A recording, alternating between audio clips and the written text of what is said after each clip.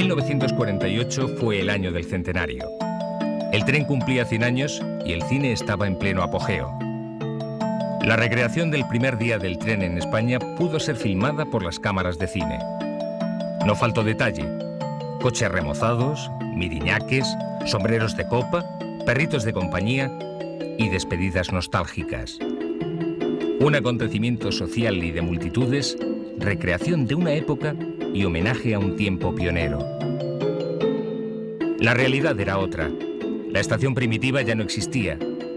Barcelona, que un siglo antes tenía 150.000 habitantes, había cambiado.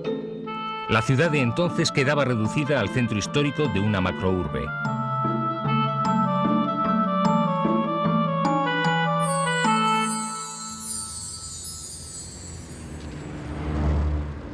La locomotora Mataró difícilmente reconocería su recorrido por Port Olímpic y la Ronda Litoral.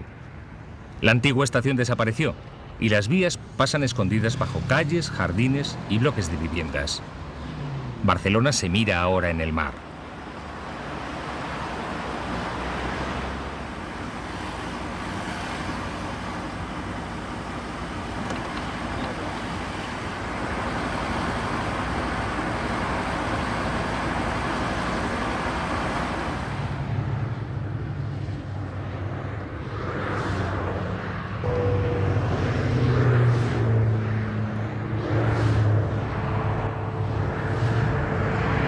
En estos años al tren le ha salido un competidor importante: el coche.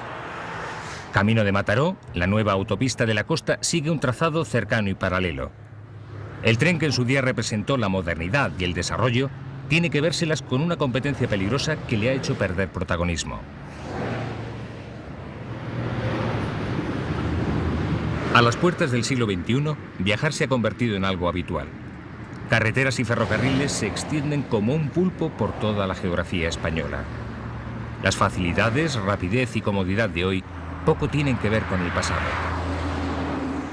Hace solo siglo y medio, viajar por España era una empresa ardua, difícil y hasta peligrosa. Las comunicaciones terrestres eran pocas y en mal estado. Tampoco había una red organizada de transportes.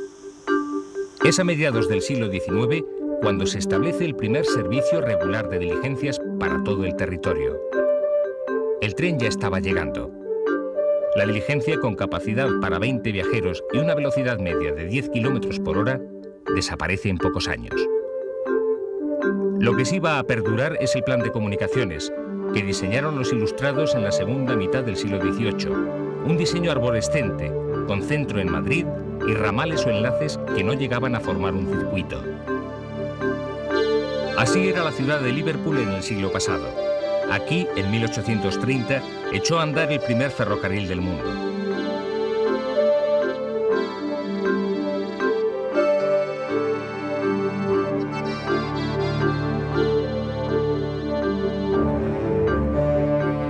Un mecánico inglés, Stephenson, que trabajaba en una mina de carbón en Gales, fue el padre de la idea: sustituir la tracción animal por la máquina de vapor.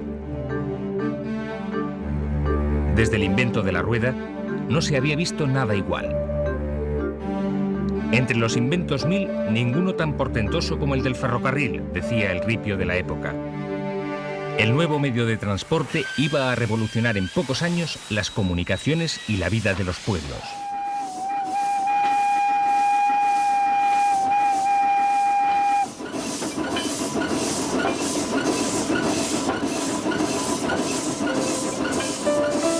En 10 años el tren recorre Europa. Es el progreso, la industria y el comercio que empujan el nacimiento del tren, van a vivir con él su gran desarrollo.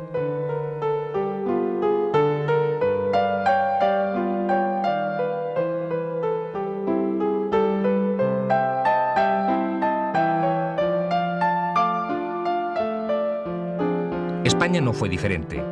El vino de Jerez fue un adelantado. A finales del siglo XIX, imágenes como esta eran ya habituales. La maquinilla, como cariñosamente apodaban en Jerez a esta pequeña locomotora, salía de las bodegas cargando los famosos caldos. No consiguió ser el primer tren español, pero sí el intento pionero. En 1829 se presentó el primer proyecto de vía férrea española, de Jerez al muelle del Portal, para facilitar la exportación de vinos. Por falta de apoyos, su promotor, José Díaz Imbrecht, no vio realizado un sueño que habría de esperar 25 años para hacerse realidad.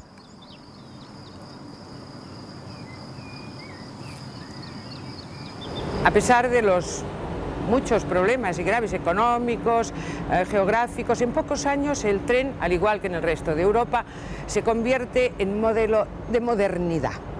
A lo largo de sus vías crecen nuevas ciudades, se explotan nuevas tendencias y crece, como no, la economía y la industria. Es el progreso. Los proyectos, con mejor o peor fortuna, se sucedieron. La economía era su acicate y aliciente. Al reclamo de las grandes concentraciones de población, la industria catalana, las minas de Asturias, la riqueza agrícola de Valencia, la pujante industria de Bilbao o el cereal de Castilla, el tren se vio obligado a salvar obstáculos antes infranqueables. Cargados de mercancías o de mineral, los trenes cruzaban cordilleras como la del Cantábrico, camino de Castilla.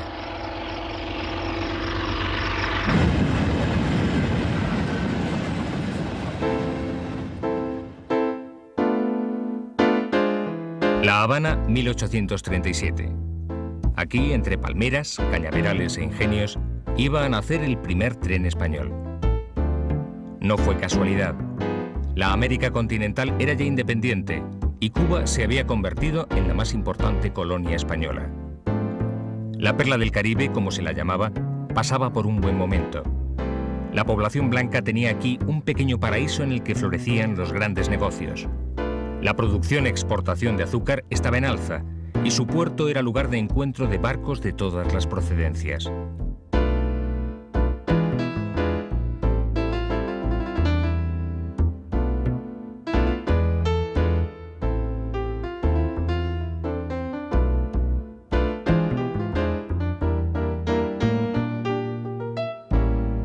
La metrópoli, con sus guerras y vicisitudes, quedaba muy lejos. Aquí había dinero y una sociedad pujante. El primer tren español iba a tener nombre caribeño y sabor de cañaveral: La Habana Wines. La iniciativa partió de la Real Sociedad de Amigos del País, en la que se agrupaban los ricos hacendados y comerciantes de la isla. La suscripción popular de acciones y los préstamos de la banca inglesa hicieron realidad el proyecto. El 19 de noviembre de 1837, la locomotora La Junta iniciaba su primer recorrido. Ese día, Miquel Biada Buñol vio por primera vez el tren.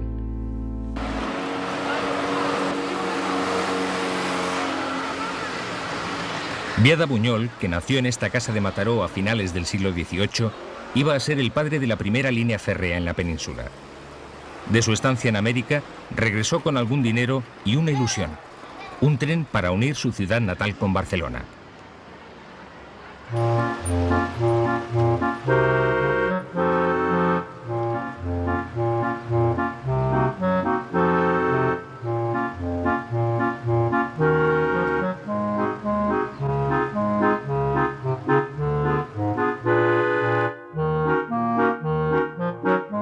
Biada fundó con José María Roca la Sociedad del Camino de Hierro de Barcelona a Mataró. Con un capital de 1 millón de duros repartido en 10.000 acciones, hicieron realidad su proyecto.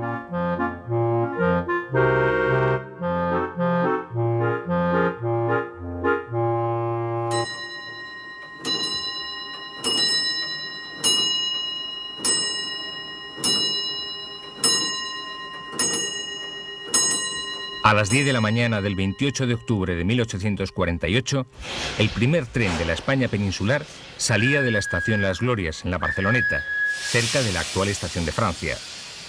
El acontecimiento tuvo amplio eco en toda la sociedad de la época.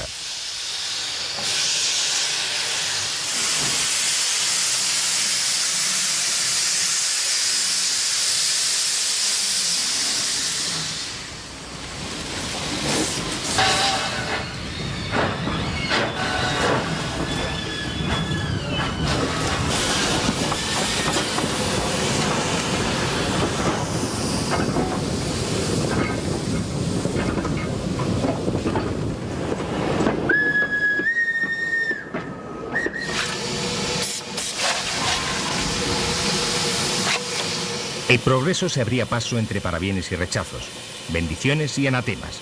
Unos querían subir y probar el nuevo invento, otros huían despavoridos ante el humo y los silbidos de la máquina. Hora y media después, la locomotora Mataró llegaba a su ciudad. Ya se podía comer en Barcelona y cenar en Mataró. El sueño de Biada Buñol se cumplía, pero él ya había muerto.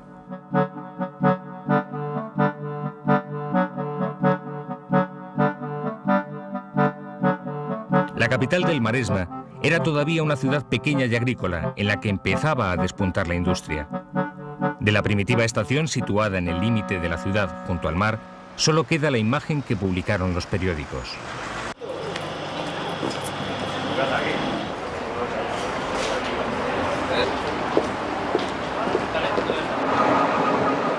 La ciudad creció y la estación fue trasladada a su actual emplazamiento.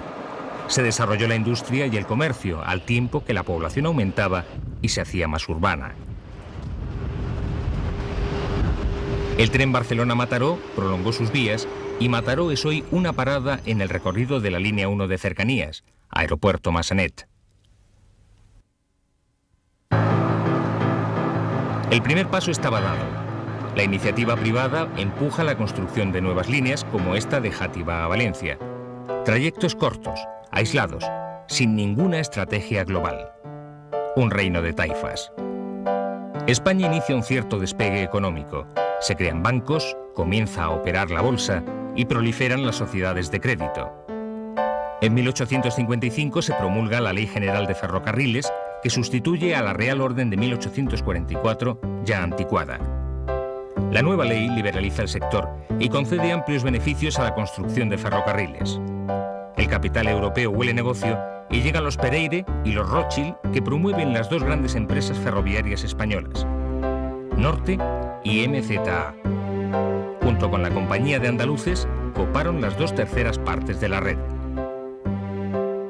La ley también sanciona el peculiar ancho de vía español, un palmo mayor que el europeo. Se inicia así una polémica que aún dura. A finales de siglo, la red de ferrocarriles españoles queda prácticamente configurada. Casi 13.000 kilómetros de vía, con un trazado radial que copia el de la red de carreteras. El negocio no fue tan grande como se esperaba. Los grandes beneficios se obtuvieron con la reventa de concesiones. El Estado, que dejó hacer a la iniciativa privada, tuvo que aportar capital cuando las cosas fueron mal. Un caso concreto fue el ferrocarril del Langreo, el tercero en antigüedad y el primer tren español de carga. Comenzó a funcionar en 1852 para sacar el carbón de la cuenca minera asturiana al puerto de Gijón. Se le llamó El Carbonero. Su trazado, aún ahora, resulta difícil. Desniveles y túneles plantearon serios retos. Los trabajos, dirigidos por el ingeniero de caminos don José El Duayen, se prolongaron toda una década. La línea será recordada como una importante obra de ingeniería. El plano inclinado de la Florida, con 660 metros de longitud y una rampa del 12,5, fue su principal escollo. En 1963 se sustituyó por un túnel.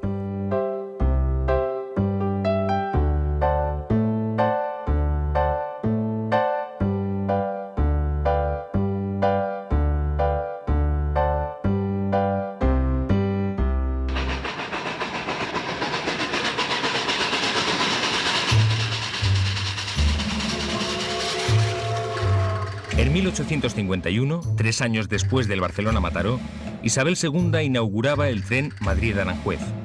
Era el segundo ferrocarril español. 35 kilómetros de recorrido y un trazado básicamente igual que la actual línea de cercanías C3.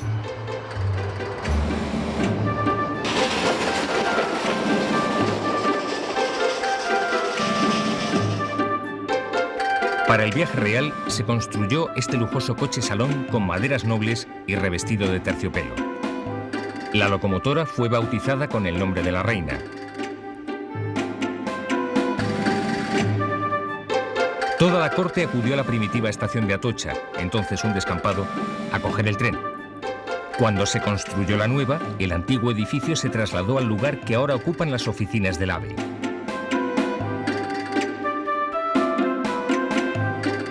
Su trazado seguía y sigue la ribera del Jarama, un recorrido de hora y media que dejaba a Aranjuez a las puertas de Madrid.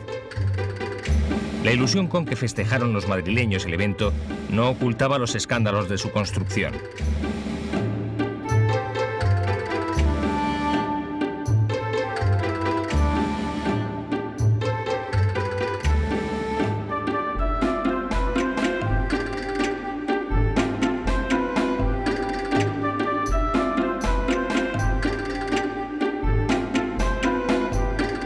Su promotor fue el marqués de Salamanca, quien, cosas del destino, llegó a escapar de sus acreedores vestido de fogonero.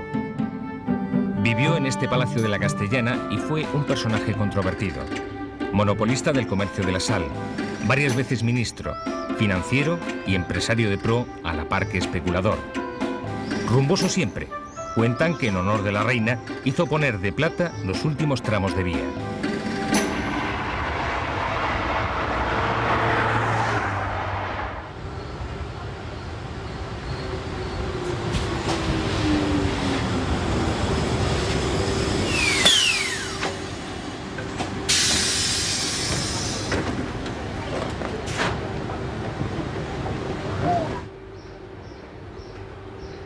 La estación original ya no existe. La actual se construyó en 1929 en honor de Alfonso XIII y pasa por ser una de las más bonitas y coquetas de España.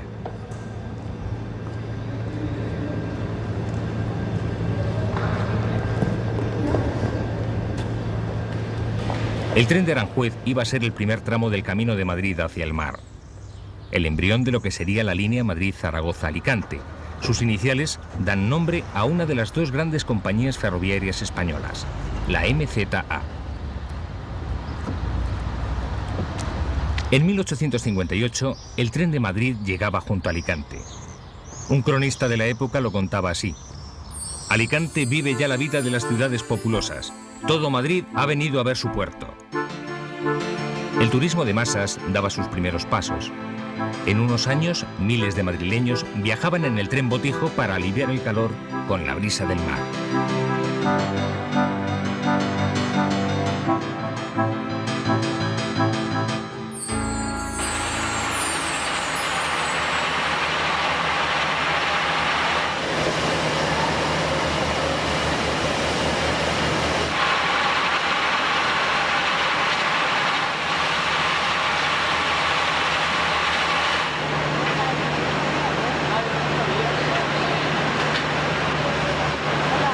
Cada fin de semana, cuando llega el buen tiempo, el antiguo Madrid de Aranjuez retoma su viejo recorrido por la ribera del Jarama. Era un tren que aprovechaba para todo: llevar viajeros y traer hasta Madrid las frutas y verduras de Las Vegas por donde pasaba. De eso le viene el nombre, el tren de la fresa.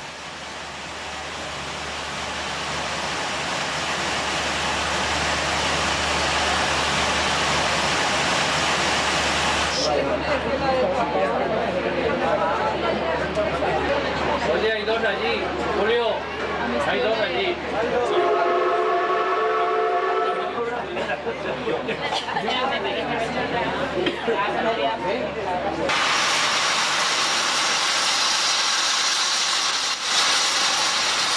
Con su locomotora a vapor y sus coches de madera restaurados, es la viva imagen de otra época. Una época que recrean los trajes de las azafatas.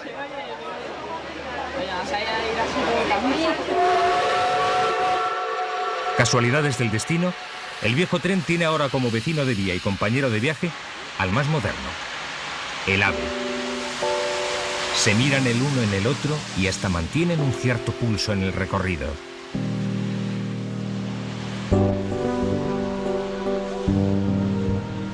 No al lugar. El uno pasa veloz y el otro conserva, orgulloso y tenaz, su pausado ritmo.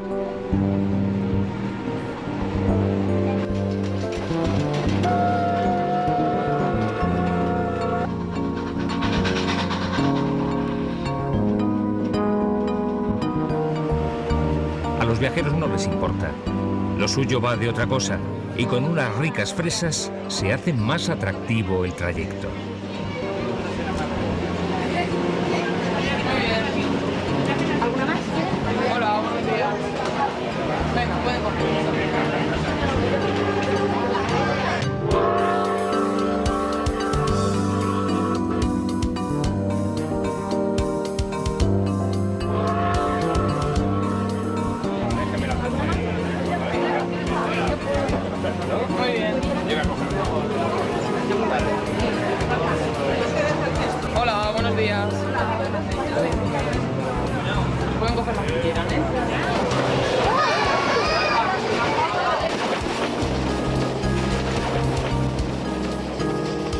Este es un tren para disfrutar, ver pasar el paisaje o a los correprisas cercanías.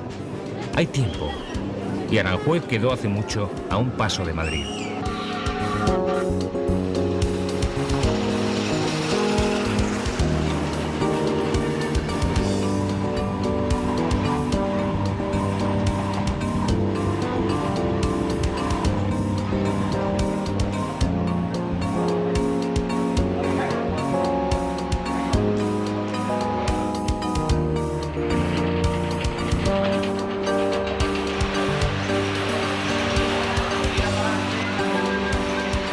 ¿Pero todavía no ha subido en tren?, preguntaban los periódicos de entonces. Ahora, como antes, la ilusión viaja en tren. Acompáñenos.